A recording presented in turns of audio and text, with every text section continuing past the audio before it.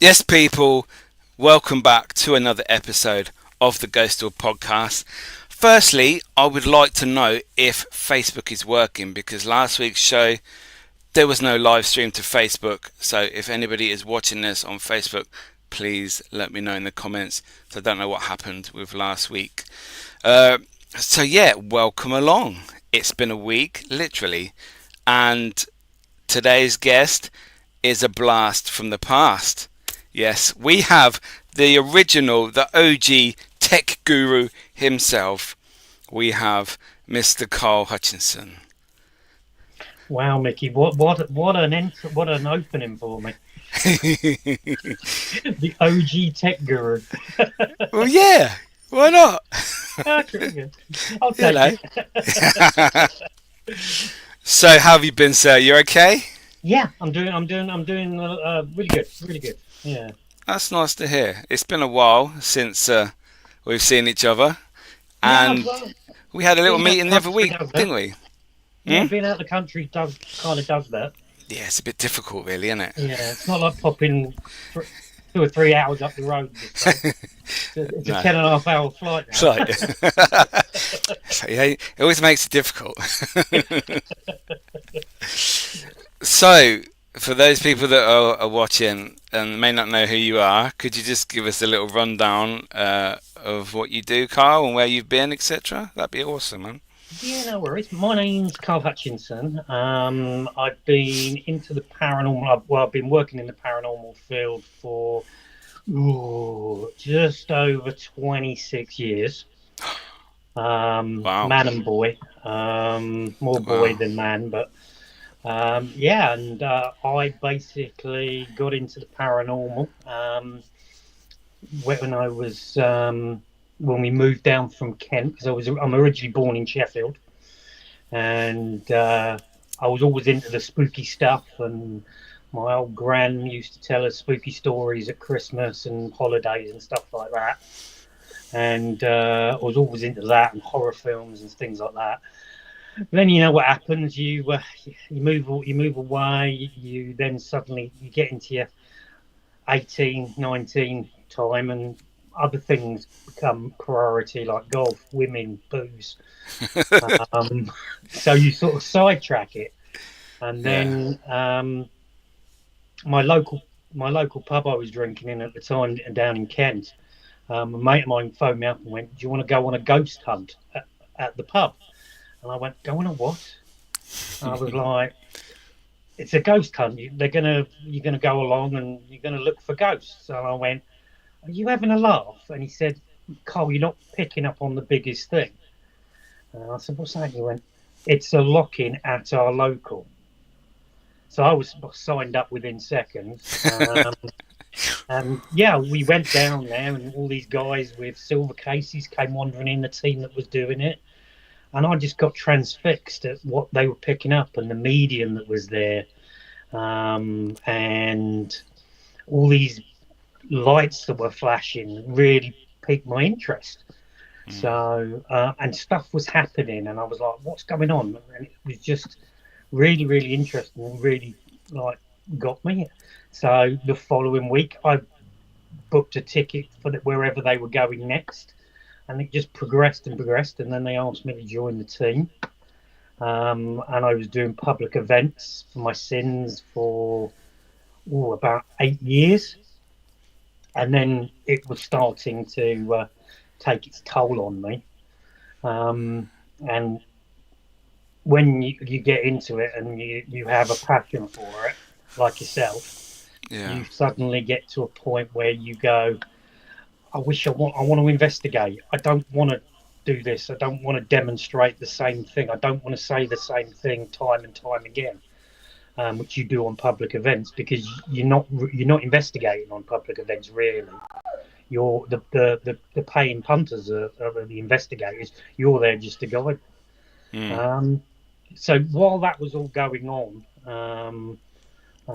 I got a phone call from one of the locations, and we been investigating down in Kent, a place called Fort Horsted. A guy called Paul who used to run it. Now he's retired. And he said, Cole, what are you doing on such and such a date? I've got this American film crew coming in, and they want somebody who's experienced something at Fort Halstead. And I'd had a big experience at Fort Halstead. So I said, yeah, count me in. He said, it's literally just 15 minutes. You just come in, you do a quick reconstruction, then you answer the questions that they're going to pose you. Literally, you tell them about what happened, you answer a few questions, done in and out, 15 minutes, and then you're on your way. I said, yeah, okay, count me in. He said, great, I'll let the researcher, production manager know. Expect a call. So I got a message saying they're going to give you a ring on such and such a day. And kind of forgot about it. And on a Thursday morning at about 6:30 in the morning, I'm standing on a platform waiting to get on the train to go up to London. It's cold, it's miserable, it's wet. And my phone goes off, and the bloke at the other end goes, hi, my name's Jeff Belanger. I'm the researcher for Ghost Adventures. So I went, yeah, on your bike, mate. Nice try. Pull the other one. It's got bells on. Hung up on him. Story short. I did that 5 times to this call. They just kept on calling back, and I'm thinking, yeah, it can't be my mates trying to play a practical joke on me.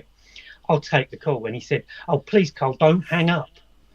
And yeah, it was Jeff Belanger, the researcher on Ghost Adventures, because I didn't know at that time who the production was or whatever. Because Fort Halstead had some like Japanese film crews that had English people there, all this sort of stuff. So I just thought it was like a pilot or a YouTube or something like that. I didn't know it was Ghost Adventures. So I told him the story. He said, right, can you be here at that time? So I ended up turning up, pulling into the car park, and there's two big blacked out Mercedes Sprinter vans and loads of people milling around carrying cameras. And then the Sprinter van opened, and the Ghost Adventures team, Zach, Aaron, Nick at the time, because he was part of it, Billy were there. Jay wasn't there at that time. He wasn't filming on overseas shoots at that time. So it was just the four of them. And as they say, yeah, we got in there, got introduced to Zach and Aaron and everybody like that. And they were talking to me, saying, right, this is what we wanted to do. And then he was asking about what happened to me. And then all of a sudden, he goes, right, I've changed the plan. We're just going to have a quick chat in the van. We'll be back with you in a second. So I'm standing there, okay. So I'm just, okay, fair enough. And then he comes out, he said, we're changing the shoot. Basically, we're going to invite you on the lockdown because what's going on at Fort Halstead seems to be around you. So I think I was one of the first people that actually got invited to go on a lockdown with them. And did the show. And then from there, it's kind of started to open doors, and I started to pick up the odd TV thing, and people started asking me to review equipment. So I started to do it more and more. I still was working at the BBC at the time. And then it sort of snowballed. I got invited to a convention in the UK, Paracon UK. Went to that, met all these people that were like, wow, these people are actually like me. And all these TV celebrities were there. Yeah. And I had such good laugh, and I met Aaron's sister, and all this sort of stuff. And then he just started to pick up speed and snowball until it came to the point where I decided, well, I'm not going to, might as well do it full time and put all of my efforts into it. And that's what I've been doing for the last 5.5 years, 6 years. Wow, what an opening statement. Fucking hell. That's awesome, man. So let me just catch up before we carry on any further. So we have Tracy in the building. Morning, Tracy. Tracy's in Australia. It's probably about 4:10 in the morning. So big up to Hi, Tracy. Tracy. Um, Diane's in. Hello, Diane.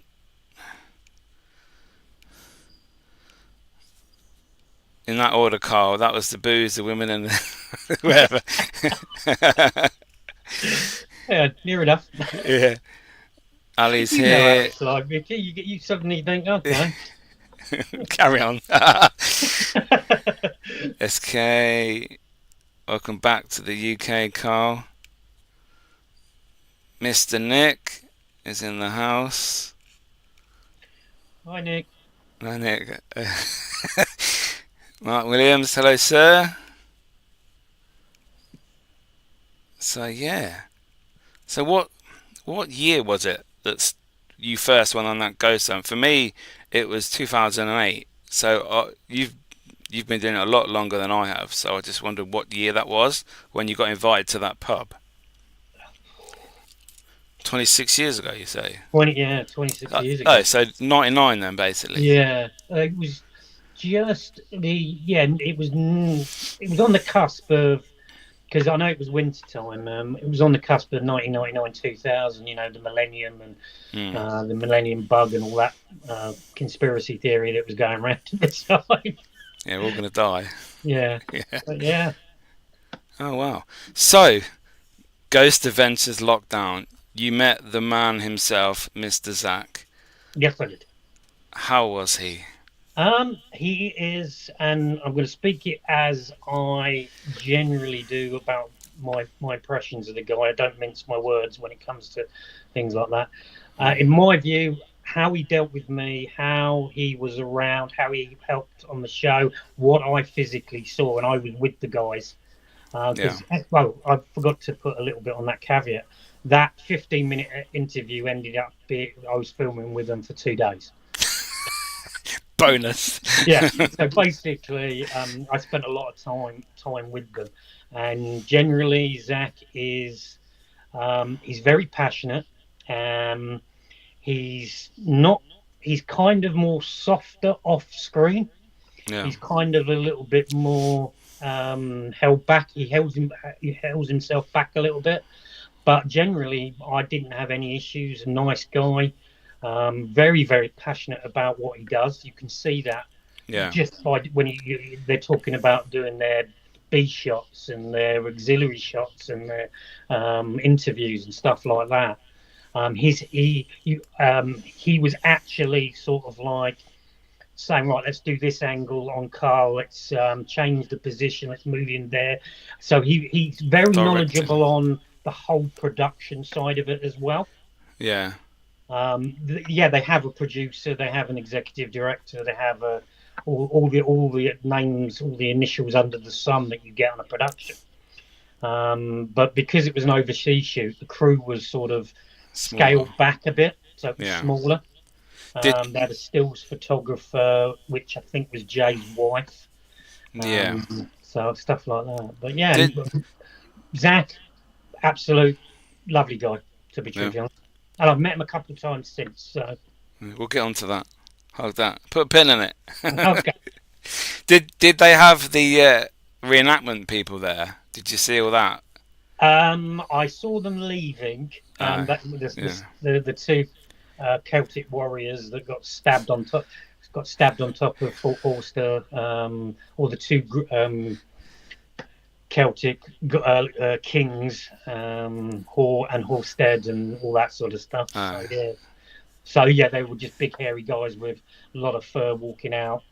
And speaking to each other, but it sort of destroyed the illusion when one of them put his headphones on. Yeah, it brings it back down to earth, doesn't it? Yeah, yeah. So Tim is in the house. Hi Tim, hope you're well, mate. Yeah, so Fort Horsted was obviously your local location. You spent a lot of time there. Was there any areas that they took you to on the lockdown, as they used to have lockdown? I used to like the lockdown. It's quite cool. Yeah. Lock you in. Was it areas that they took you to that you were used to on the site of the fort? We kind of led where they went. We were taking them to where Okay. we had activity, and I had activity. They did all the places, all the normal places you would go on an investigation at Fort Halstead, Yeah. because Fort Halstead is an operation fort. So there's a company that owns it that cleans tunnels in the Dartford. Any tunnel that you've got around the UK, it's their operation centre. So it's not abandoned. It's still working, but all the abandoned areas, the stuff that is at Fort Halstead, that you see on the show, that's all abandoned. There's nobody there. But there's the newer part, which is at the front of the fort where you come into the fort. Yeah. That's all got offices and stuff like that. But when you get through the middle part to the first inner ring, which is open to the outside, because the fort is supposed to be unable to be seen by air and by land. But if you look at it from aerial photographs, you can spot it out. But this was being built in the Napoleonic time, so Oh wow, it's quite old then. yeah, So it was one of 5 forts that was built to defend Chatham Dockyard. But the thing was, by the time they finished building it, the weapons had were that they used. Um, Things were flying further then. okay. There's obviously cannons and stuff, so it kind of became obsolete. But it was used in World War II as a gunnery place. It was one of the only gun emplacements in the southeast that official kills took down 7 German aircraft in a matter of an hour. Oh wow. Did their job well then. Yeah. So who did you investigate with on the lockdown? Well, we did like a group session in one of the areas, the furthest point of the fort, where the belief is that the wall is made up of an ancient burial mound, and they use the stone to one side of the wall, Yeah. because it's built into the hill slightly. We did an open séance there, and they were filming the 4 of us doing a séance. So myself and 3 other guys who had experience at the fort, and we were doing séances, and I was seeing this black shadow that was walking behind Zach, Yeah. because you could when you've got not IR cameras, you do get a little bit of light, and when there people are Yeah. moving, it kind of casts shadows behind. But this wasn't. This was like a different. It was a shadow from a different angle to where the IR light and the camera, the little screen on a camera was coming from. Yeah. And I actually, you see it on the show. I pointed out and say to Zach, um, "Where's Zach?" And Zach, you hear Zach's voice. "I'm over here, Carl." And I said, "Oh, I thought you were there." And I pointed, and Zach wasn't there. He'd moved. And then after that, um, we did a bit to camera. Well, not bit of camera. He basically just announced that I'd be going to investigate on my own with Aaron in the room that the fort would kind of nickname Carl's room, but other people call it the hanging room. But the official title of it is an ammunition hoist room, where they used to hoist up ammunition from Yeah. the lower levels up to the gun emplacements. Oh, nice. And how was the experience? Did you think the next day when you'd been to sleep and you thought about it, did you think, wow, I've just been on Ghost Adventures?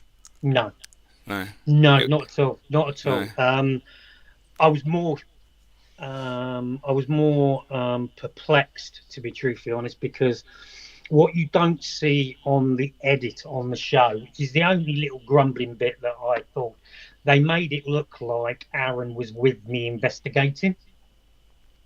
Yeah, that's what I thought. Yeah, he literally set up a camera, did the bit saying, "This is Carl, blah blah blah." He had an experience here and everything. Hands me this device, which the first time I'd ever seen one, the SP7 Spirit Box, Yeah. and then he just goes, "Bye," and leaves. And you've got to remind that from the experience I had in that particular room, I hadn't been in that room for about 2 years. I hadn't investigated for about a year and a half because of how shook up I was over the experience. So literally, I'm handed this spirit box. He said, "That red light there's your camera. Talk to that. See you later. I'll come and get you in a bit." 2 hours, 10 minutes later, he comes Wow. back, and at that time, you see what's gone on. The spirit box said my name multiple times. Um, there was knocks, there was bangs that you can see on the show. There was funny light anomalies that wasn't dust, and there was a shadow that was seen around. So when you see me doing the final bits, saying to Aaron, when Aaron goes, he came, he saw, he conquered, and I throw this SP7 at him, and he said, "Don't give me that." The reason I threw it at him, I wanted to get out of that room as quick as possible. I didn't want to be there any longer. I was at that particular moment in time, not to put a finer point, and I hope I can swear, I was shitting Yeah. myself. Yeah. I was scared. I was panicking.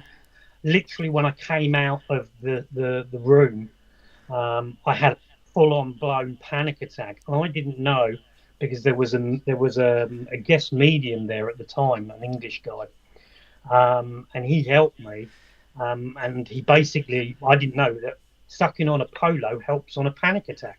Who knew? Oh I wow. didn't. So I was calming down, and then Zach came out and said, "Carl, can you come back in to do a little bit?" So I had to then go back into the fort, back up to the furthest point of the fort, did a bit of camera with the medium and all that sort of stuff. Then I left. So by the time I got home and by the time I slept, I was knackered.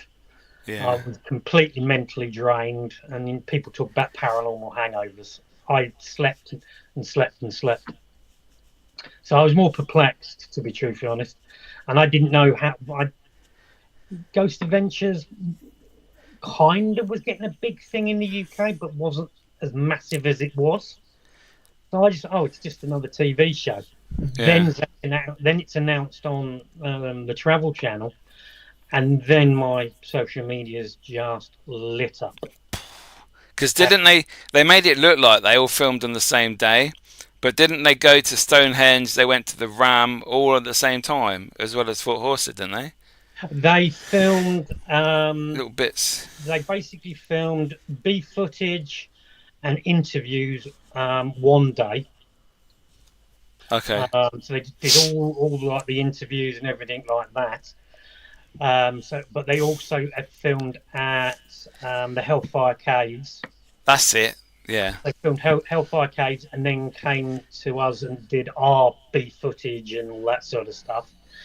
And then because they had to have the continuity right, because it was dark when they did my interviews, that we had to start the shoot later because obviously it had to be Yeah. night time. Yeah. They can't suddenly change it. Oh, look, the sun's come up. Yeah, exactly. They're walking into the fort in daylight, so It's 4 a.m. What are you on about? yeah, exactly. But so just for continuity, but everything that I witnessed on the show, I know there's a lot of people out there that want to throw stones, saying Ghost Adventures is fake and all this and whatever. Everything that I witnessed, that I experienced, and what I saw on the show, yes, it might have been filmed over 2 days, but the investigation part of it was filmed on one day. Yeah. Nothing that I saw was fake, and I was there because by the time I left, they only investigated for another couple of hours because it was knocking on really late anyway. Yeah. And I was still in the car park when the guys came out to leave. But what I saw, nothing was fake. I wasn't asked to hamp up my reaction or can we do that again. Everything you see that particularly around me and the stuff that I was with the guys when they experienced stuff like the EVPs or Yeah. the woman scream that you hear on the show. I've experienced that when not filming with them and on there on my own. You hear it, but everything I saw was completely 100% legit and wasn't asked to do anything untoward. My ethics would have probably said no to that. And my life career sliding door moment, but I said no. What would I have been doing now? Yeah. No, that's good. That's good to know because obviously a lot of people do say Ghost Adventures is fake, and it is pretty demonic nowadays.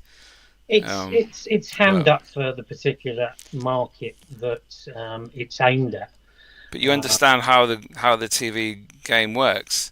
You know, yeah, if there's nothing happening, people ain't watching. They got to exactly. make it as dramatic, as scary, as evil as possible every week, so people think, "Oh my god, I've got to watch that." But you've also got to remember they for their seasons because they break their like the seasons into two. So Yeah. you have first part of the season, then you'll have about 6 to 8 weeks off, and then you'll have the second part of the series. They're constantly filming. They don't just film the number of episodes that are in the season. They film other ones in case there's no activity. So Okay. they're constantly filming. Yeah. Oh, okay. Didn't know that. But I think the main reason that people like to throw stones and claim that is it is the biggest paranormal show on TV. Hmm. So people are always going to take pot shots. It's the nature of the beast. It's one of the reasons I kind of jumped ship and headed to the States because of the paranormal in the UK and the paranormal in the States is completely different. But we'll talk about that later. Yeah. So obviously you got, I say you got the bug for TV work when you went to America. You were on some other TV shows, I believe. Paranormal. Was that Well, right? I filmed about 5 or 6 in the UK Oh, okay. Sorry. before I got out to the States. Right. And we did film some pilots and stuff like that while I was still living in the UK. Okay. But I think in total, show wise, I think I'm around 35 different shows that I've Wow. either filmed or my um, Input. input or experience Yeah. or not experience, my input or my clip or my equipment or I've been there or I've advised on have Yeah. appeared. I think in total I'm about 14, 15 on screen in front of camera. That's good, man. Yeah. That's impressive. It's the best way of making a living, Mickey, trust me. Yeah. Because I remember you being at the Clown Motel. My One of my favorite locations, particularly now. Yeah, yes, I'm in the UK at the moment, but I live out in the wonderful Las Vegas, and what a backdrop to live. And the Clown Motel is on my doorstep.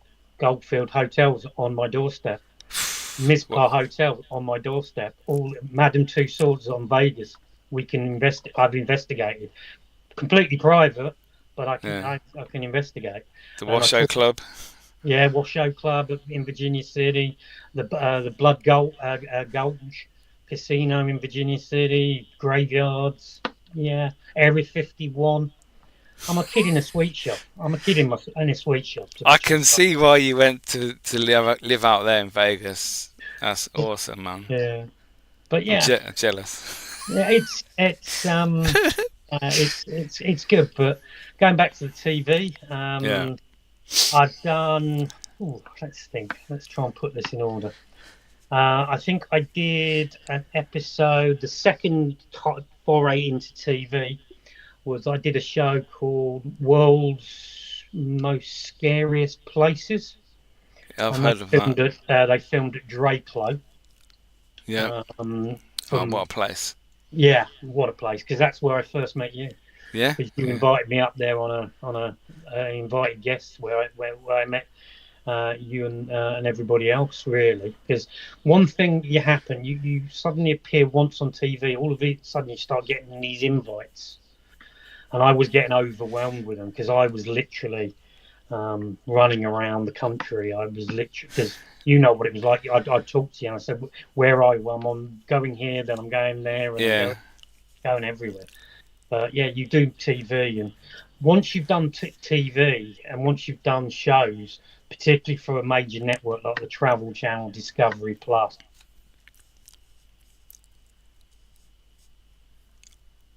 Oh, Carl, can't hear you. I've got no sound. Is that me or Carl? I can't hear Carl. I can't hear you. Is that me or him?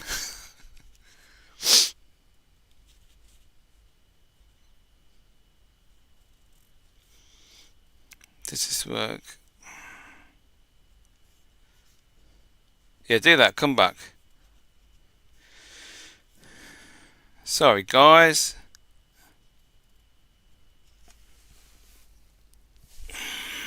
I don't know who's lost sound there.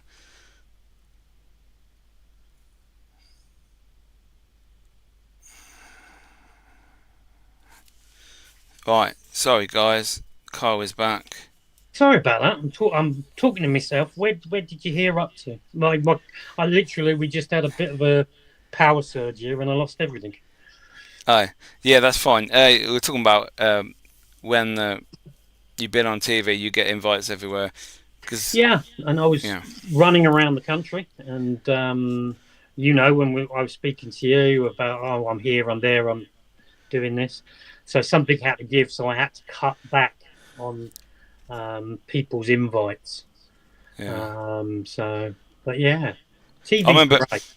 I remember the first time I met you. I would say we met in that pub before we went to Drake Day, Yeah, and after that day, every time I saw you or introduced you, I said, "This is Carl. He's been on Ghost Adventures," and that really used to piss you off.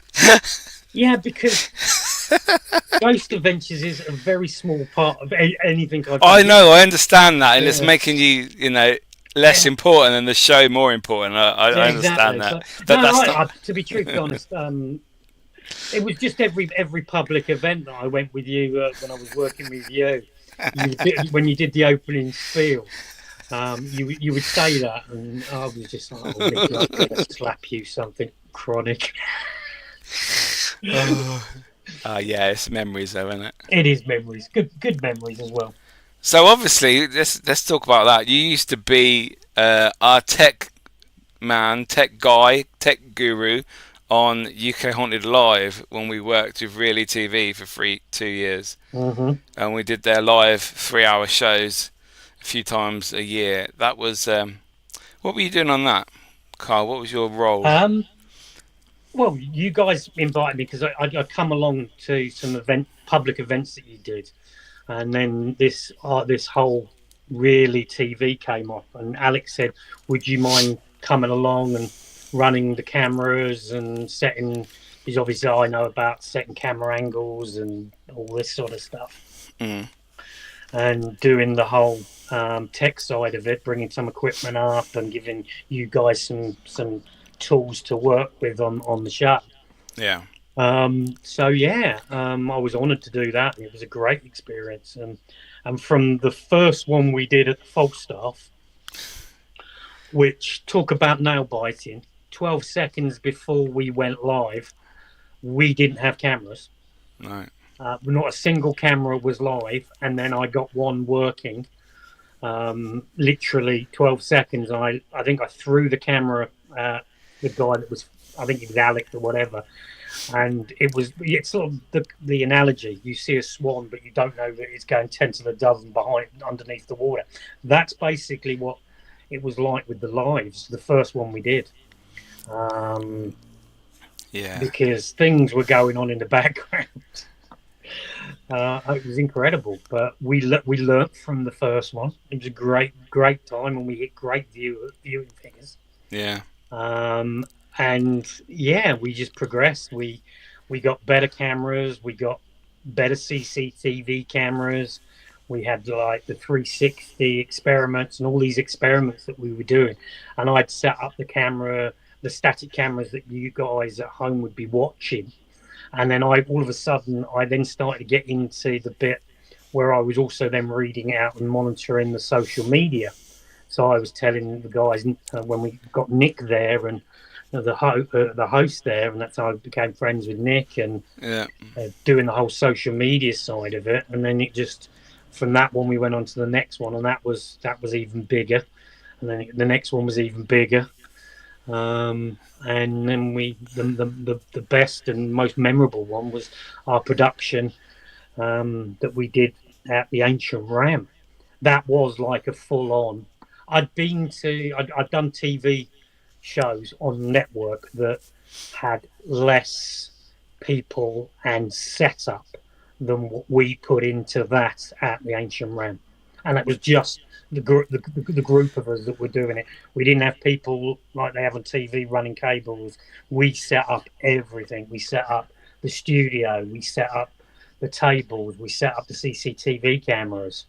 We set up everything. We did run throughs. We had smoke machines. We had a teleprompter for Nick and everything like that.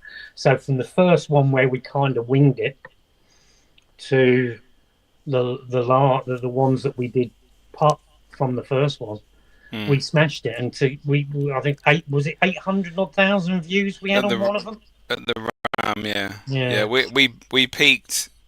That's never been beaten. No, It's still the most viewed or the best viewing figures for any part of really TV, whether it TV, social media, whatever. It's we still were the up. highest We viewed. we beat Ghost Adventures that weekend, didn't we?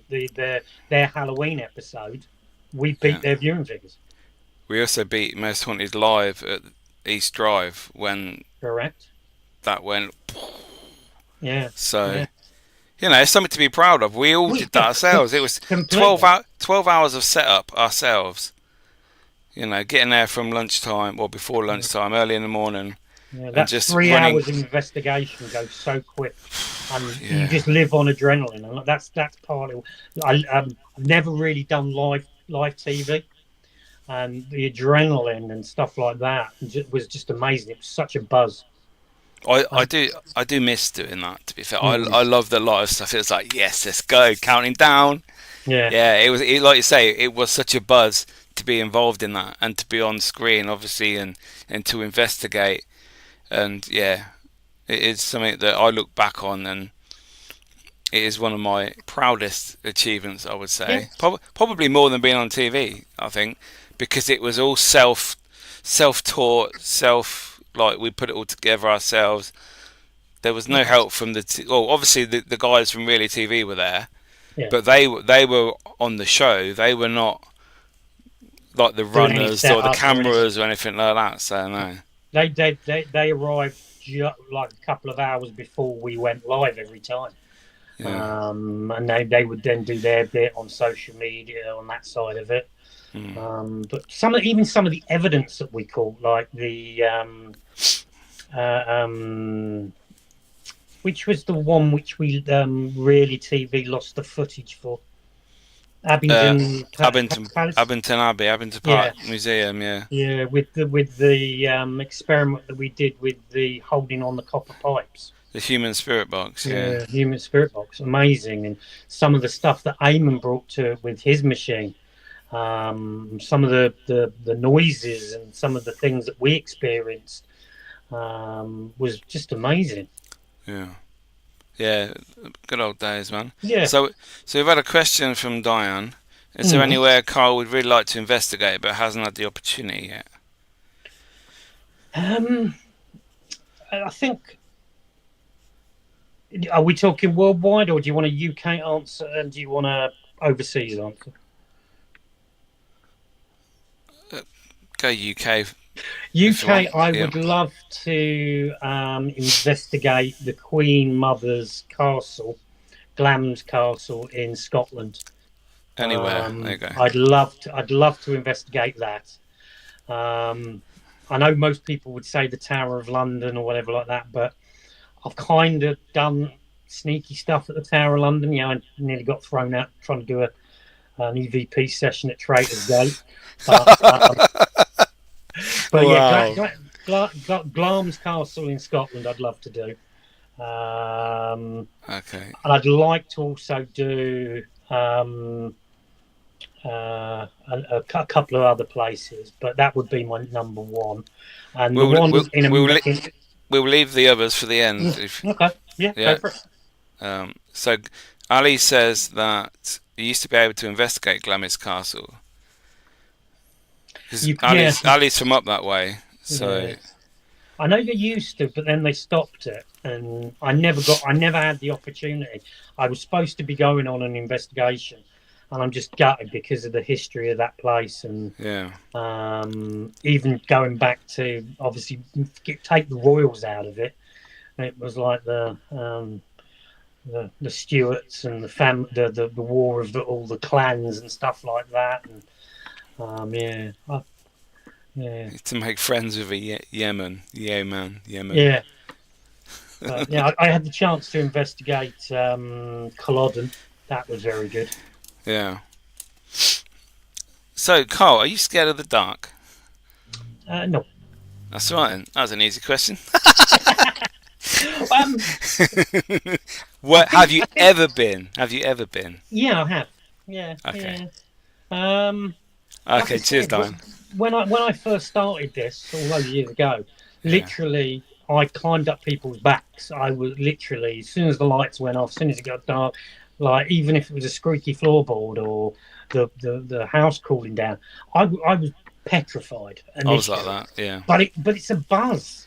You're getting that adrenaline rush. You're getting the endorphins flowing, and that fired me on to keep on doing it. But once I can, like, I spent 8 full days in Draco tunnels, Wow. walking around that place in the dark, no torch, Fuck off. because you get so Actually, used to it. yeah. I suppose I was gonna say, how'd you not get You're in lost? there from 9 o'clock in the morning till 4 o'clock in the morning.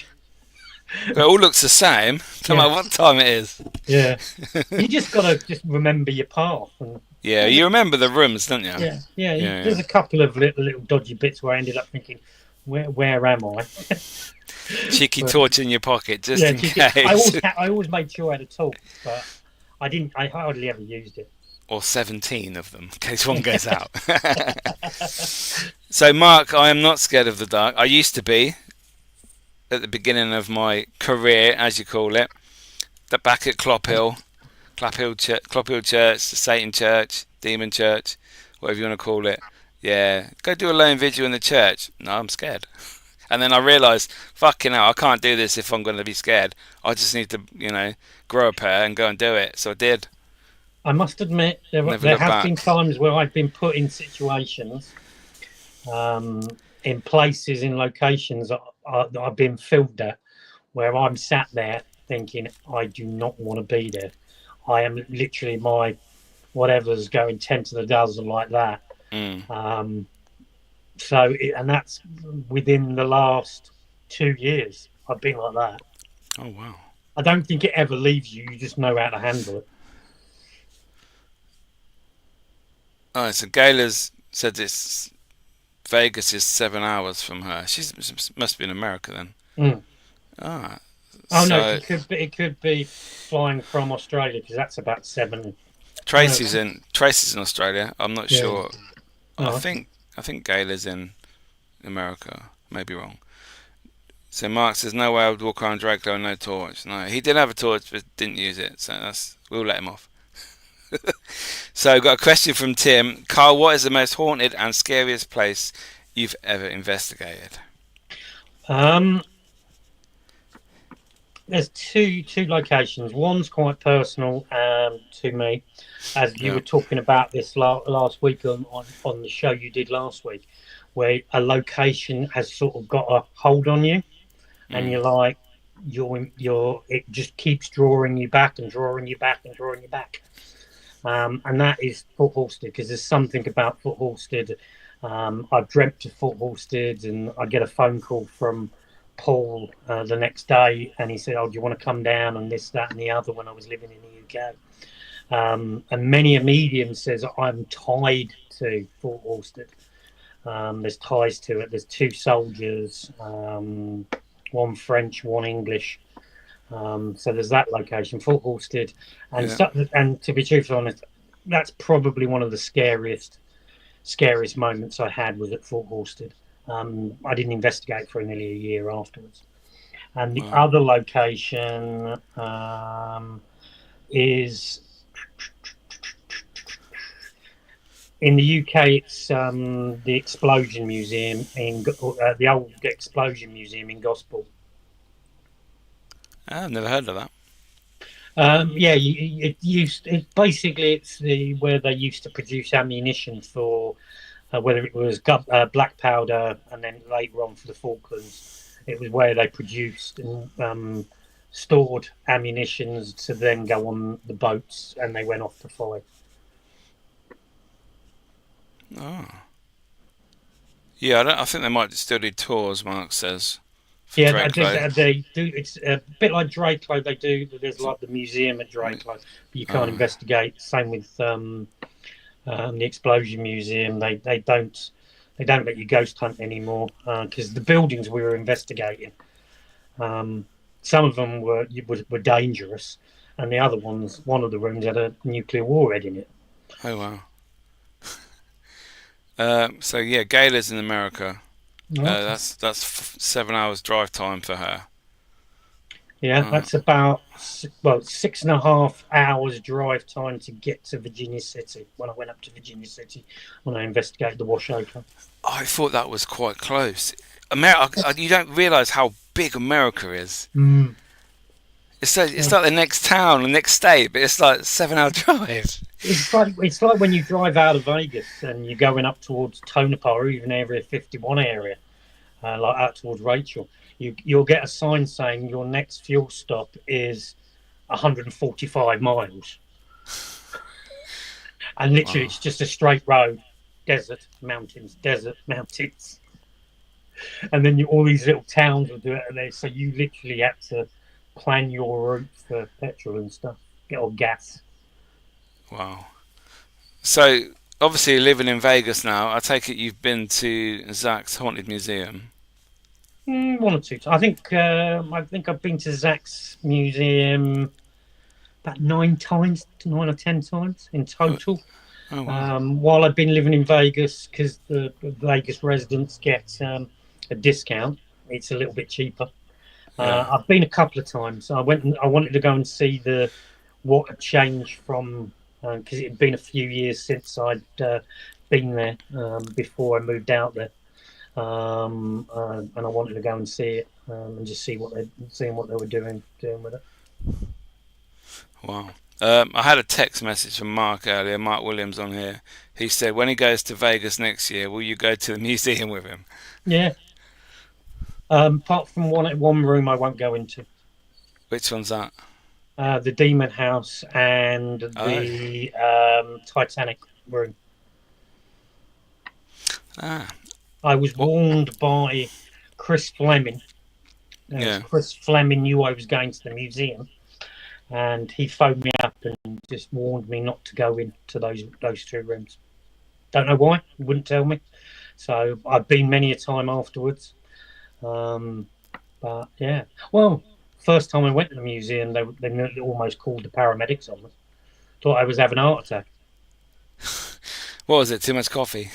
Um, no, I just felt really, really strange. I put at that time because it was literally been open a matter of months. The Dr. Kevorkian death van, the VW bug van. Oh yeah, You could that Dr. physically Kevorkian. Yeah. yeah, you could physically touch it and put your hands on it. So we'd been in there, and I put my hands on it, and I was just like, let's see what I can feel. So you put your hands on it, and we left that room, and we walked into the Ed Gean's room where they've got the cauldron, with where we used to cook up humans.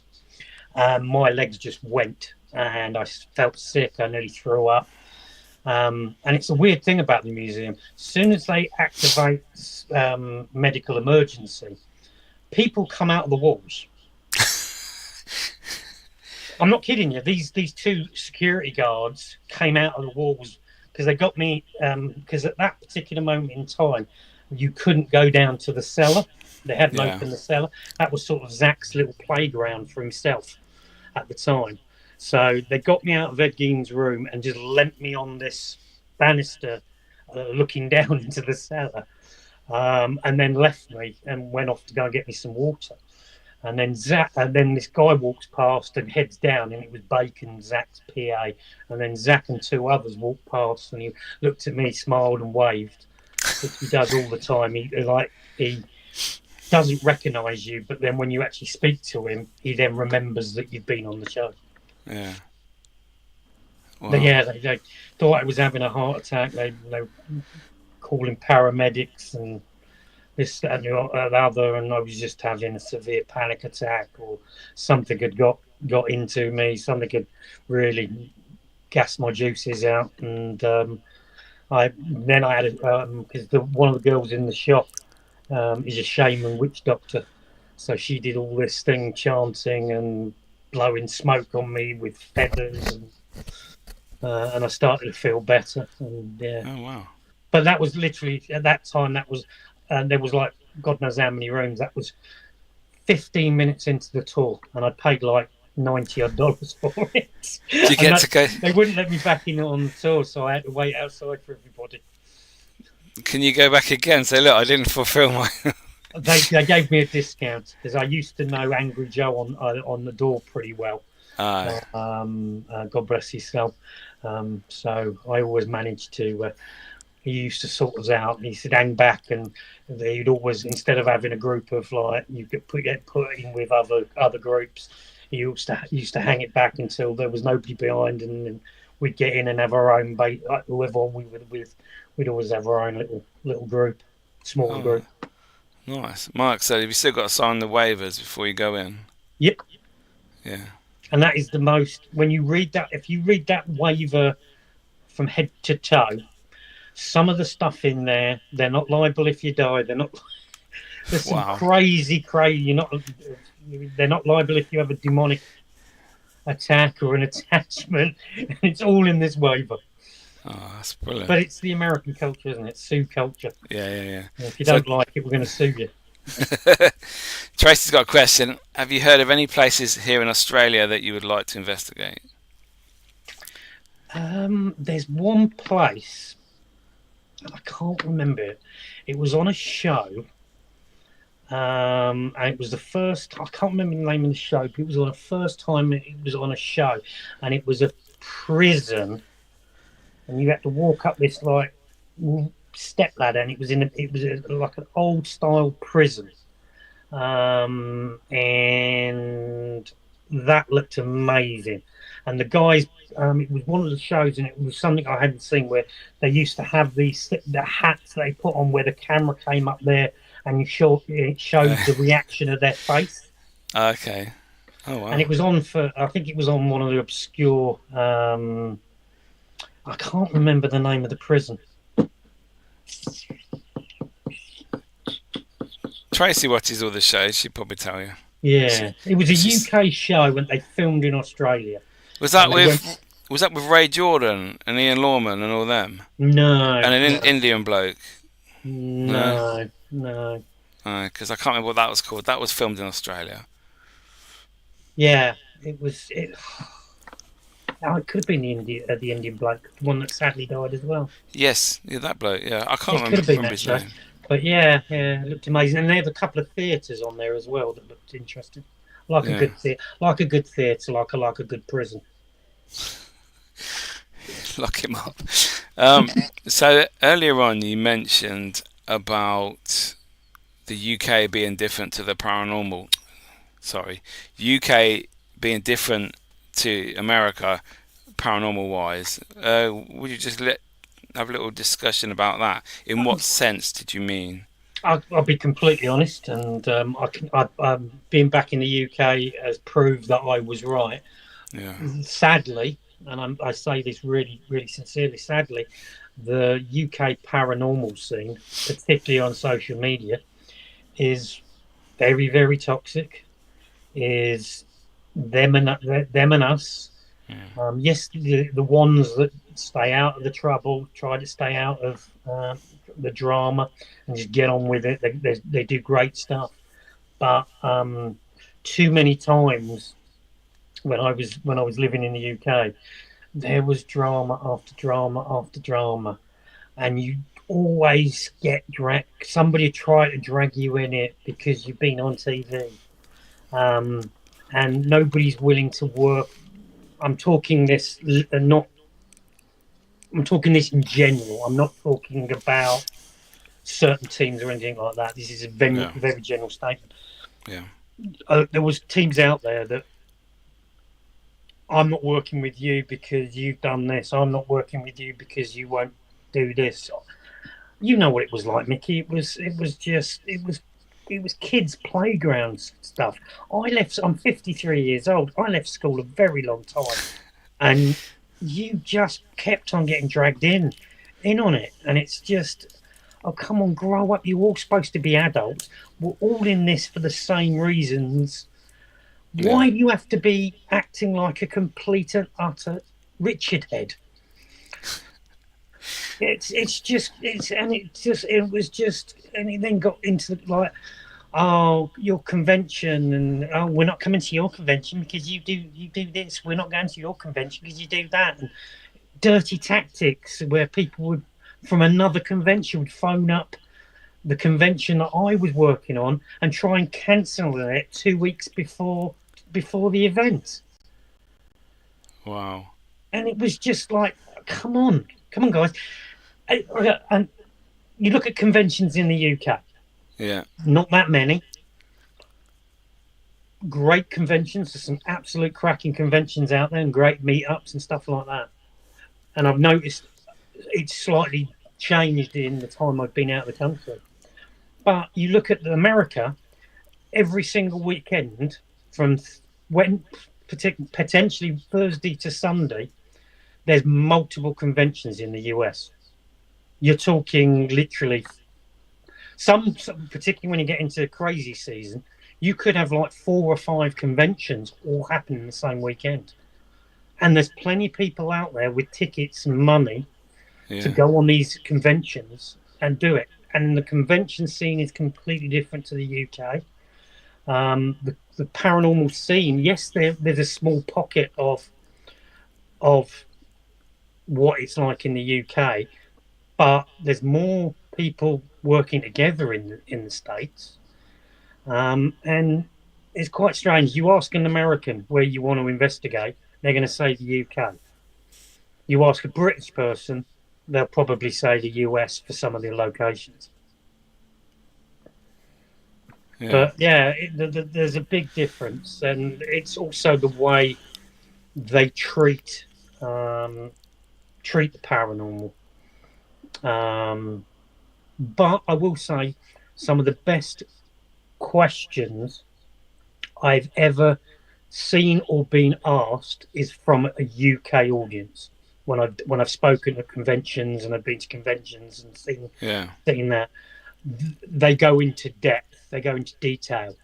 I wish that was a bit more in the States. They don't go into the detail, but they want to know the history of locations. They want to know how it was filmed and stuff like that. But in the UK, it was more in-depth questions. So that's another difference. But um,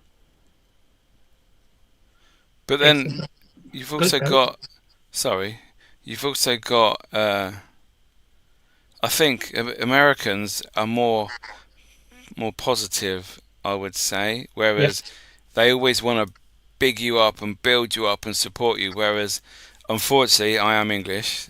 British people, they're like the newspapers. They build you up and they love it when you fail, and they Oh, love to see you suffer because they'd rather read a horrible story in a newspaper than a happy story, and that is why the press always print the bad stuff, and they always get oh, the yeah. good stories like that.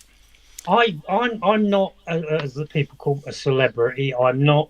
whatever. And I'm not an expert. There's no such thing in the paranormal. There's no experts in this field.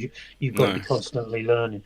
But I'm a nobody. I've appeared on TV, but people even took pot shots at me for the stuff that I did. Yeah. God knows what it's like for the people like Zach or Jason Hawes and the guys that are like the main stars and Project Fear and all those guys, Dustin Perry and all these sort of people, because they've got twice as many followers on social media. Yeah. Not twice as many, because I'm not bigging me up myself that, but I know what a you mean. lot more, Yeah. a lot more followers. So they must get it in quite intent, because when I did the last show I did, we had to have some social media training because it was a network. It was a new thing that networks had brought in for care of people that they put on the show. So Yeah. that's good. That's another change. That's a good idea. Yeah. Yeah. Um, but yeah, Tim ended up coming off YouTube, stopped posting videos. Nothing particular to me, but didn't like what I was seeing. Just do beer brewing vids now. Yeah, Nice. and that's another thing that's different in the States to the UK. YouTube is its own element. Paranormal TV is its own element. Over in the UK, it sort of gets blended into one. Yeah. It's like people say everybody that does YouTube is a fake because there's people out that faking it. Yeah. Oh yeah, yeah. And We it's get it all the time. paranormal TV. Yeah. But in the States, they look past um, they look past that whole thing, and they treat people differently. Yeah, there's all these debunkers, and good on them for doing the stuff they do and what they do. I don't agree with some of their measures or the way they do it, Mm. but I think in the long run, the debunker channels are needed to pull certain elements into play, certain elements into check Yeah. and whatever like that. But yeah, that YouTube and paranormal TV and conventions don't really have a crossover. Yeah, you occasionally will get a small crossover, but normally when they've appeared on a mainstream show as a guest speaker and stuff like that. Where in the UK you kind of it's all lumped into one melting pot. Yeah. It's not going to end well, is it? No, So Diane says she's got Fremantle, Old Melbourne Jail, and Pentridge have come up as haunted prisons in old Australia. Melbourne Joe. Oh, is that what it was? Yeah. That's so. There you go, Tracy. Thank you, Diane. Carl would like to come and investigate there. Yeah, if you want to invite me out there, I'm happy, because it's a lot shorter distance to fly from LA to Australia than it is from UK to Australia. Yeah, 24 hours or something, isn't it? Yeah, it's still a Uh, long flight, but it's not as yeah. long as from the UK.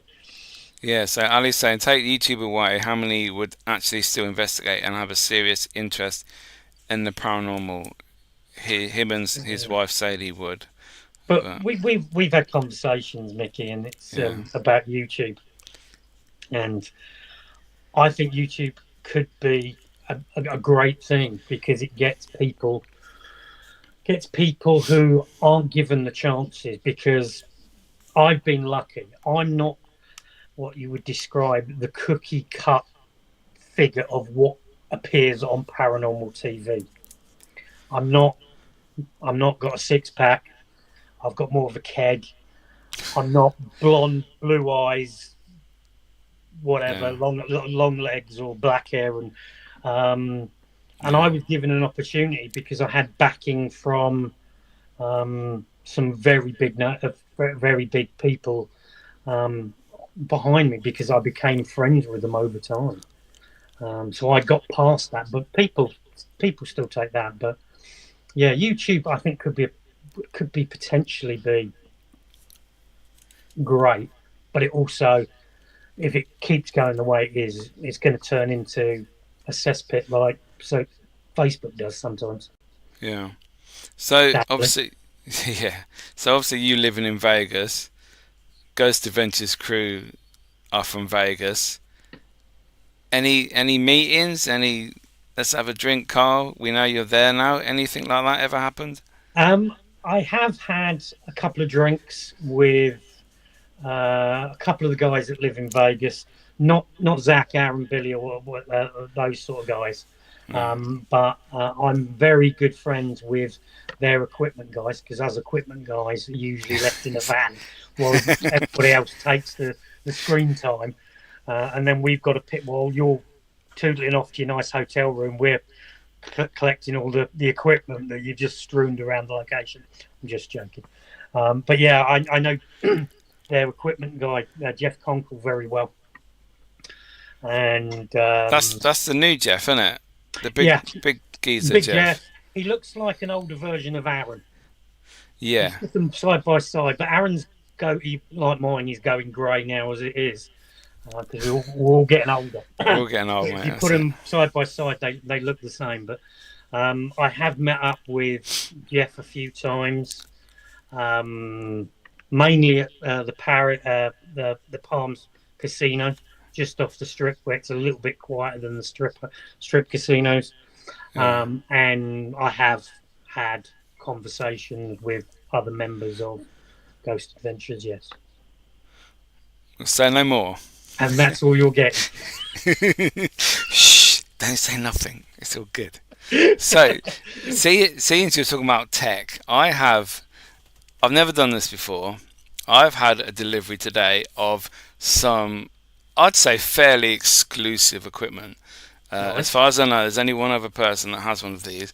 Now, I've opened the box, but I've not taken it out. I've not seen it. I don't know what it looks like. So, we've had a delivery. I hope you don't mind, Carl.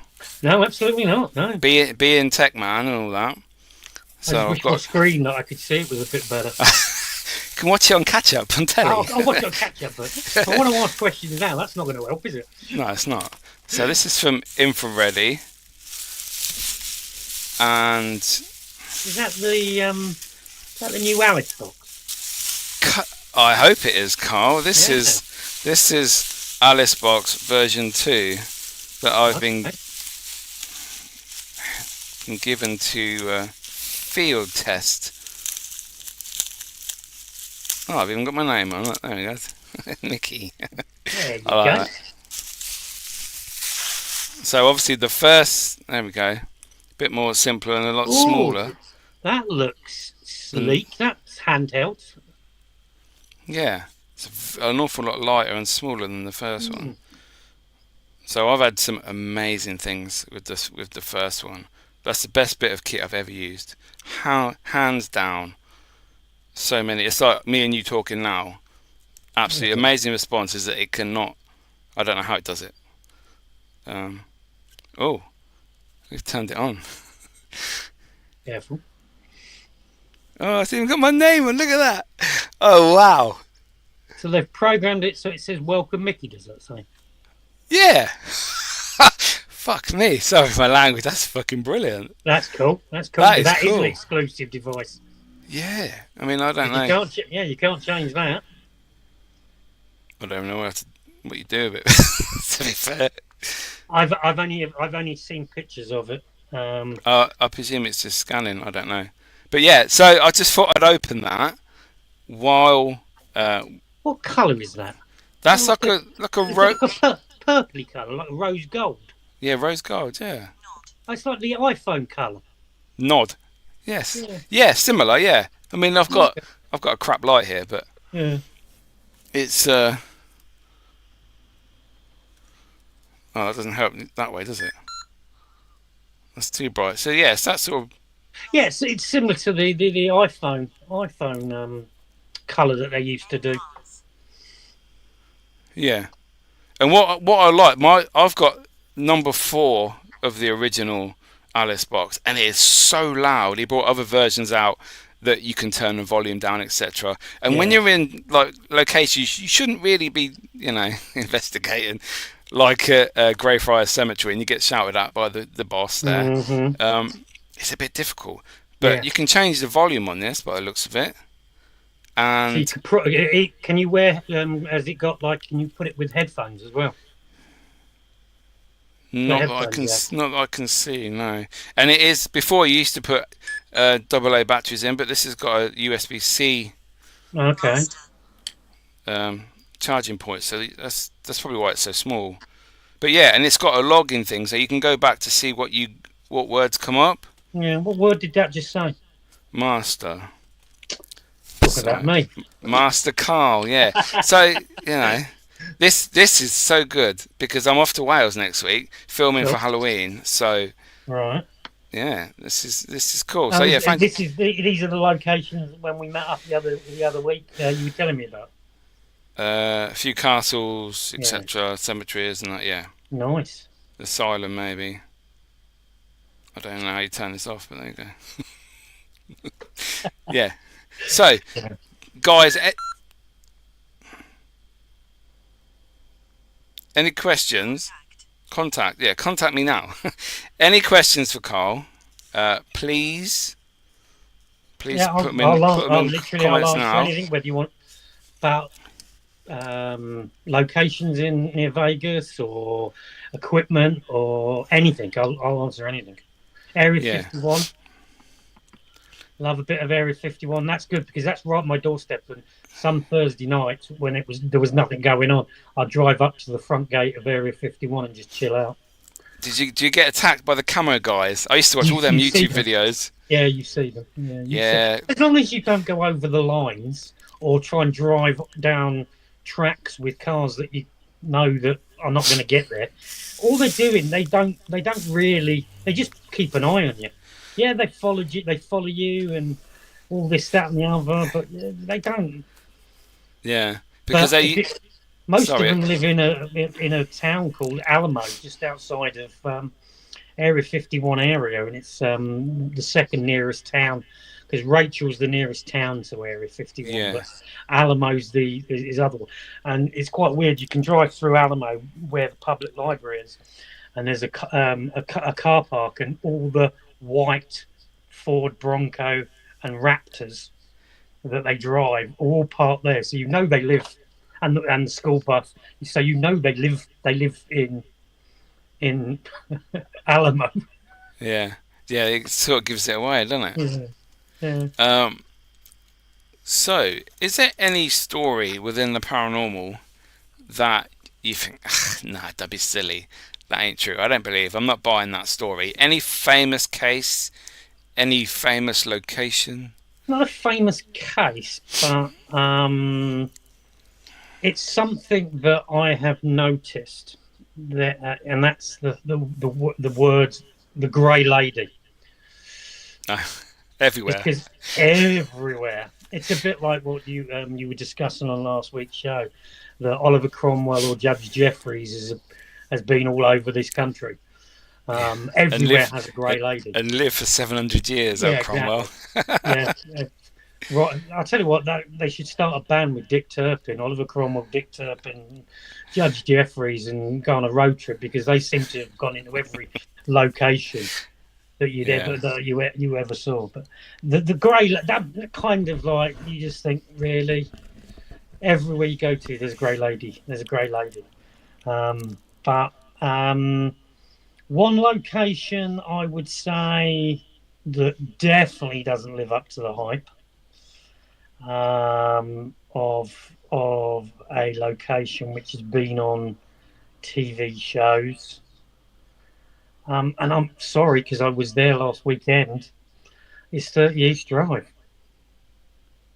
Yeah. I've never had an active night there. No way. Never had an active night. Unless I was tied to a rope and pulled up the stairs or had a knife in my pocket. I've never. Literally, I was there last weekend. We had some interesting things, but nothing. No, none of that. You know what it's like, those wow moments. I've never had that, and I first time at 30 East Drive in about 9 years was last weekend. We were doing a different type of experiment, which I can't tell you about, but we had time to investigate. and it was just quiet. There was more activity on the road from kids driving a four bike, one of those quad bikes up and down the road without a helmet and going over the roundabout than there Yeah. was in the house. It had a very peaceful thing. But yeah, I would say that would be one famous location, which I don't know why it's booked out Do you 200, know? 365 days of the year. I think I most have, wanted helped with that, even though everything was proved to be fake allegedly. I can't say it's fake 'cause I get shouted at. I But can't. Yeah, you can't. No, you can't say fake. no, Exaggerated. I think if it wasn't so hyped, it'd be a great place to investigate Yeah. because you don't expect every location to be active all the time. You go there, you hope little bits happen, Yeah. and the little bits you get at East Drive would be make you happy in another location. But it's the Hmm. fact it's East Drive. Yeah. Um, And they've made a film out of it. It's been on Nick Groff's investigated. Oh, I had a yeah, dream about a black monk in this town called Pontefract. when he was in the Hinsdale house, yeah, Yeah. Okay. yeah. So Um. Diane actually had a good experience there when I believe she heard lots of footsteps upstairs and they were really loud, and there was only a small group of people in the house. I think in Philip's room upstairs, and that was captured on their audio, and there was no they couldn't find a reason for it. Yeah. But Yeah. you know, We had what happened when we were all leaving the location, and I was coming from the living room through the kitchen and going out the back door. And there's two of us in there, and we heard somebody walk across the landing. But we had to be out of the location. But yeah, but I would have wanted to investigate to see whether that was just funny auditory thing, and it was sort of an echo from next door or whatever, stuff like that. But hmm, it's just every time I've gone there, and nothing's ever happened. It's like when people, I want to see coins, like people saying that they've experienced coins just appearing out of nowhere, and stuff like that, and shadows, and because I've always wanted to see the famous shadows that they talk hmm, about either at the top of the stairs or down the bottom. yeah, But one thing I did notice, the way they have their mirrors set up is like a prison because they're all pointed at each other. So any type of light will bounce around and cause refraction and yeah, funny light anomalies. I did notice that they position, you can literally, from the living room, look into the kitchen and see all the way up the stairs from the mirrors that they positioned. yeah. They're not silly. No. You see, the thing is, I I nearly caught Carol throwing a 2p piece in the kitchen. Literally this much off camera she was, and I'd have had her on film throwing that. And I'm happy to say Oh, yeah. she tried to fake that. Yeah. So close as well.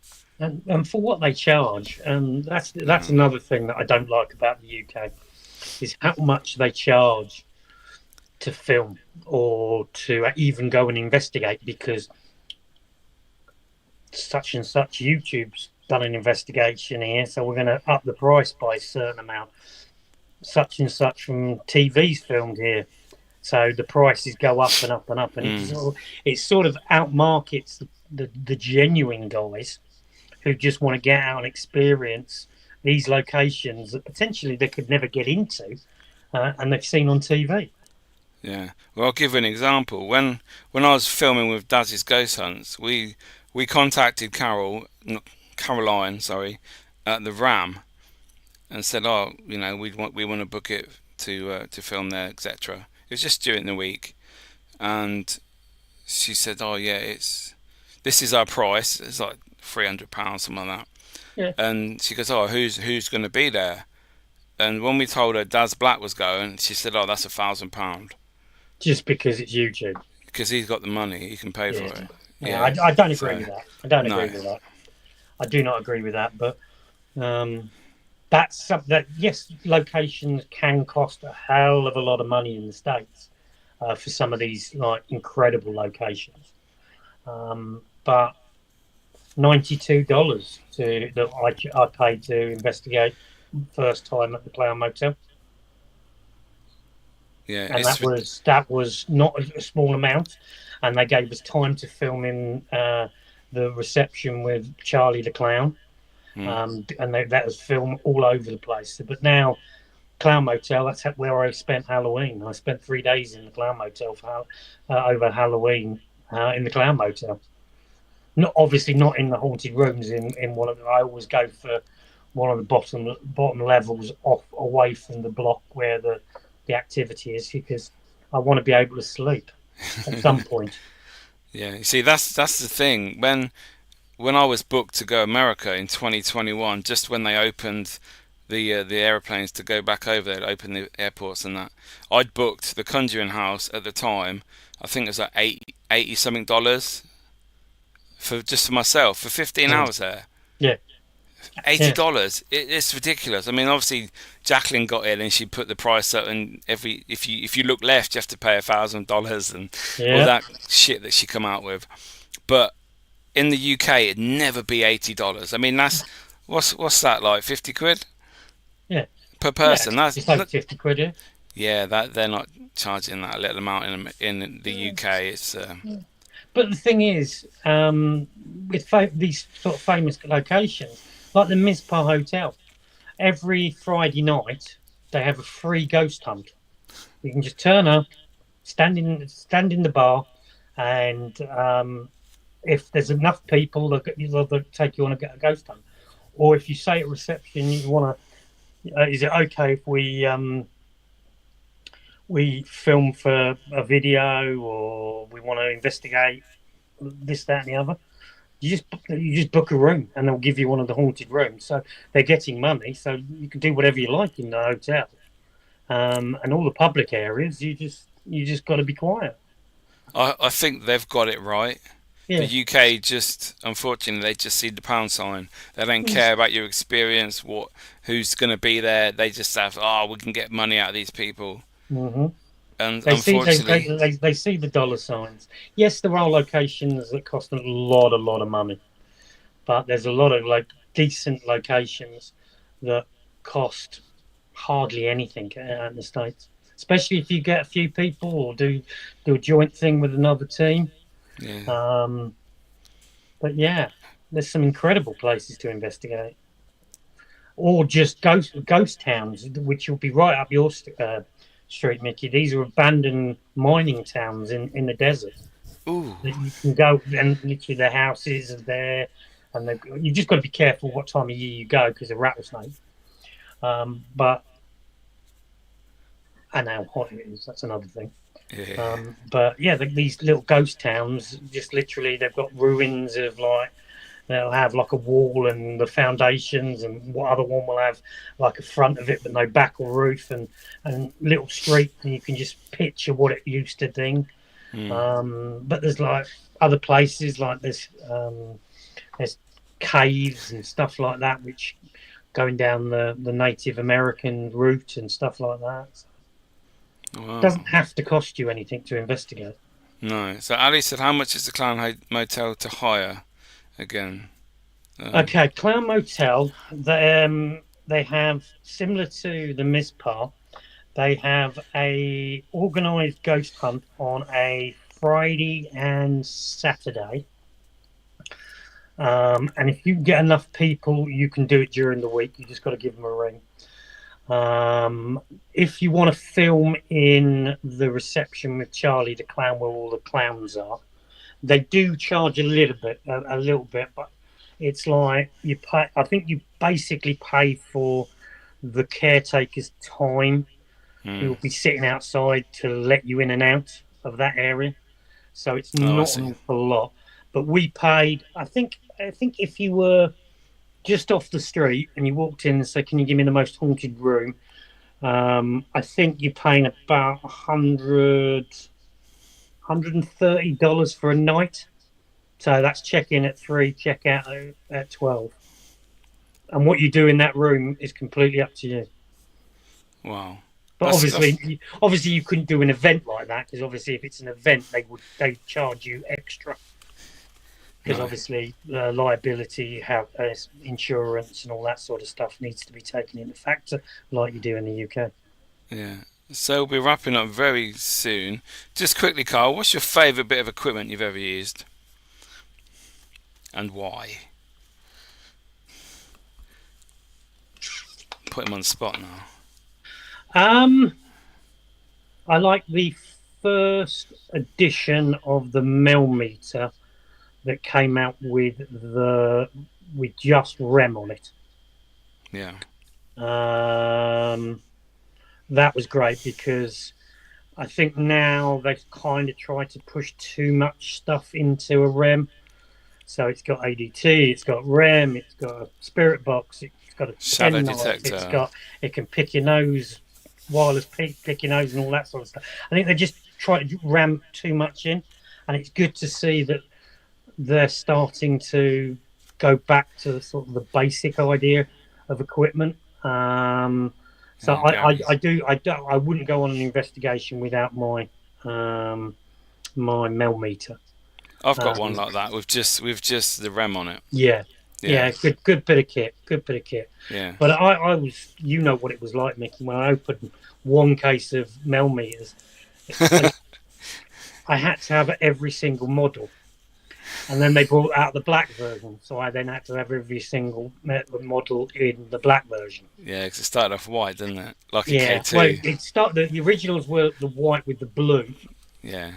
which are very rare, and I'm glad I've still got my original Mel because they're worth a lot of money. Um, but yeah, if I brought like I've always said to Mickey, if somebody said bring all your equipment to an investigation, I'd need a transit. Yeah. So Ali says, "Do you remember the Ghost Arc?" Got one of those? I've used one on TV. Yeah. Somebody I was working with had one. It's quite good, but if you get one that actually the buttons worked and actually stayed on, If you get one of the first generations before Massimo, whatever the guy's inventor's name was, I think it was Massimo, decided to raise money by selling devices that he wasn't going to fulfill, and then got sued and had to perform them. And that's when the quality, that's uh, when the quality, when the buttons didn't work and stuff like that. But I've got a version one of the Arc. Buttons are still in place, don't come wow. off, and it's a good bit of kit. Yeah, I quite like the. Little bit big now, but it's a good bit of kit. Yeah, it's about that big, isn't it? Yeah, Big yeah, square, big yeah, phone thing. yeah. So Anne just got a comment. Hi fellas, I don't like the thought of being a spirit and being ghost hunted. If I was a ghost spirit, I'd be quiet as hell. Just saying. It does sound worse than it actually It is. is, but that's the common name that you have, um, Yeah, both in the UK and America for public events. It's a ghost hunt.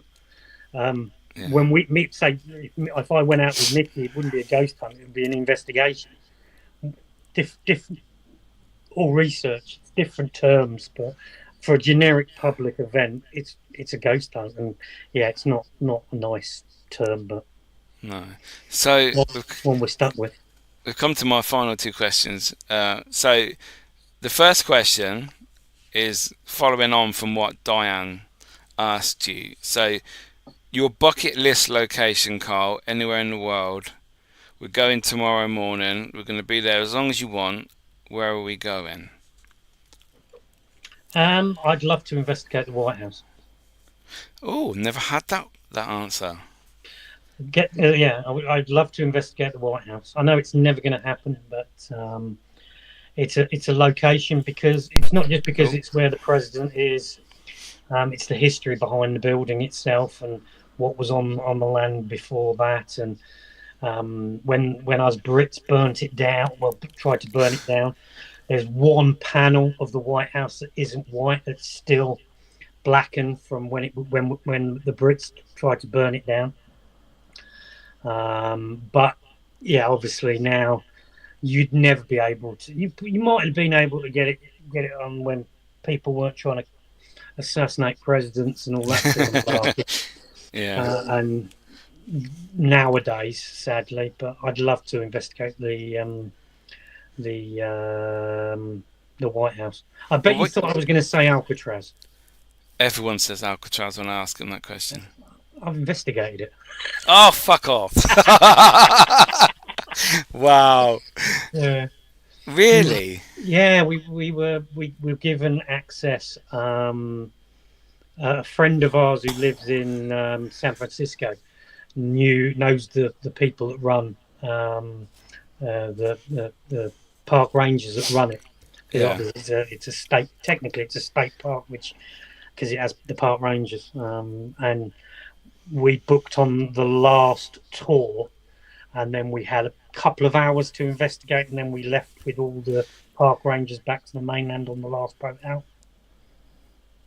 Wow. So is it good? Very, very good. Has it got that atmosphere, that eeriness? Yeah, especially the main cell block, which has the windows, not the cell block, which is cells, and then you've got a line. There's one cell block which has a wall, and that one, like I think it's 4 or 5 high. That one's a bit on the. Yeah, I didn't like some of the cells. I didn't like some of the cells. Well, a lot of bad stuff happened in those, I A suppose. lot of people got burnt because that used to be one of the ways that people would get back at other cellmates was they'd have lighter fluid, and they'd squirt it in the cell as they closed the gate and then flicked a match so they couldn't get out and just burnt them alive. Wow. That's not a nice way to go. No, not a nice way to go. So my final question: if you could get rid of one thing in the paranormal, whether it's equipment, attitude, location, something you just don't like, you hate it, it's gone forever, what are you getting rid of? Can I have two? Knock yourself out. Travel, Travel. Yeah. because I love it, but it can be a ball ache. And I think the other one is egos, egos in the paranormal. Yeah. I think, particularly in the UK, there's too many people that have got egos that they think they are better than everybody else when they're not. Um, but yeah, I would say that. I would say travel, because it'd be so great just to like some sort of teleport straight in, Teleport. and Yeah. you're at the Clown Motel from the UK, or I want to go up to Scotland, bang, you're there, or Ireland or whatever. The travel and living out the suitcase can after a while grind on there, because you're like, oh, got to go and wash my clothes or this. I'd like to sleep in my own bed, but it's what you sign up for. It's part of the buzz. Can be fun, particularly if you're on a flight. It's like when you go to Michigan Paracon, which is you fly out of Detroit and you get up there on a particular day. There's one flight. If that flight ever went down, there wouldn't be any US paranormal TV, because everybody's on that flight. Wow. The whole shebang is on Oh there. yeah, yeah. All headline speakers, because they all tend to fly up on their own. I chose to drive because I ain't getting on a plane with propellers. Oh, was it like that? I'm not getting on a flying cattle truck. Oh, wow. No, I don't blame you. I like my when I'm on a plane. I like my creature comforts. He wants a real plane, Yeah, I like not my wind creature up. comforts. I don't want to be sat there and yeah, some bloke kickstarting it from the front or anything like that. Moving the sheep out of the way Yeah, as they've come out of their cage. Yeah. yeah. So, Carl, where can people get in contact with you on social Well, media? I've been off social media for a little bit Yeah. due to some stuff going on. But you can find me on the usual suspects. You can find me under just on Facebook, Carl Hutchinson. There's my public profile, and there's my private profile. You can find me on X. I have a website. I'm rocking my own Oh yeah, merch. your merch, yeah. Yeah, Trunk Meat trunk Carl. trunk meat Carl merch, which you can, if anybody's interested. I do t-shirts, I do baseball caps, I do hoodies. You name it, I do it. And if you want, you can contact me. But yeah, my trunk meat Carl is made from made trunk meat Carl made from the prime cut of the finest hobos. So what was the story with that? Just quickly. Yeah, I was on a UK tour with a load of Americans, and we were going literally. It was this, and the person running it, it was just bang, bang, bang, bang. We go here, we go there, and they didn't really have time to like get food and stuff. And I knew what it was back, so I in my car because I was following the minibus. I had two cool box, one with drinks, like waters, sodas. Hmm. Jesus Christ, I'm sounding American. Sodas. Soda. Oh no, Mickey! If you see me and I ever say soda to you again, please slap me. Um, but yeah, and beers and stuff like that. And then in the other cool box, I had like antipasta. So I had like salamis, meats, pasta, cheese, pork pies, sausage rolls, all these type of things. And we stopped at this one location, the Rollright Stones, and two of them came back to the minibus and went, "Carl, have you got any food?" And I went, "Come with me." And literally, I opened my boot, pulled off the cool box legs, and there was and they literally sat on my boot eating this, and more started to come back until there was about only the English guys going and touring around the Rollright Stones, and I had all the Americans, and they were eating. I was giving them like a pork pie. I was trying to explain to them what a pork pie was with Yeah. with Branston pickle inside and all this sort of stuff. And the woman, a good friend of mine, said, "Carl, you're like trunk meat Carl. You've got all the stuff in your the thing," and that it became a running joke.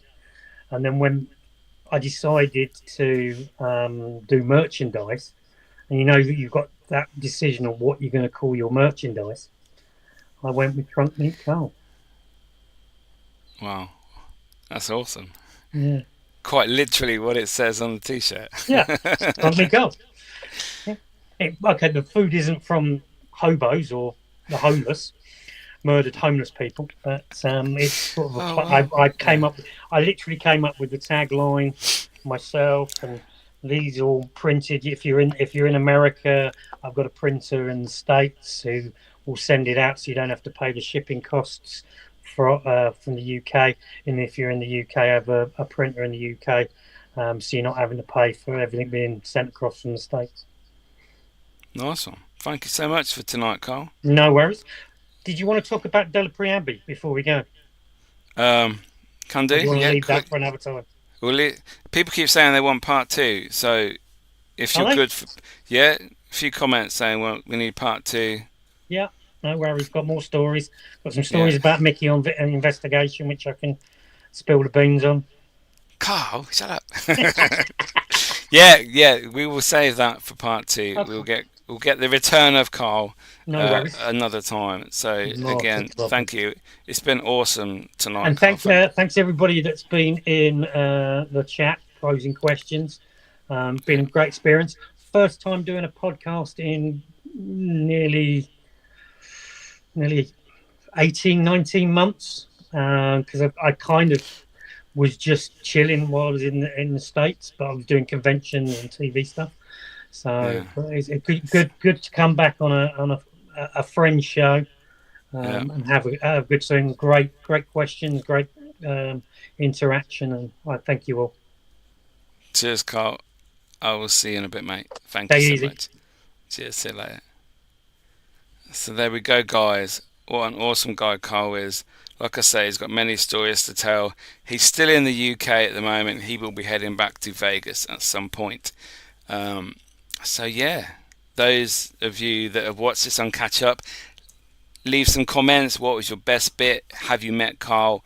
Do you know of Carl? Have you seen him on TV? Let us know. And still getting some comments coming in. I'd be scared if I was spirit past over and sudden bang, door opens and my old home is full of people ghost hunting. Yeah, that would be quite sad.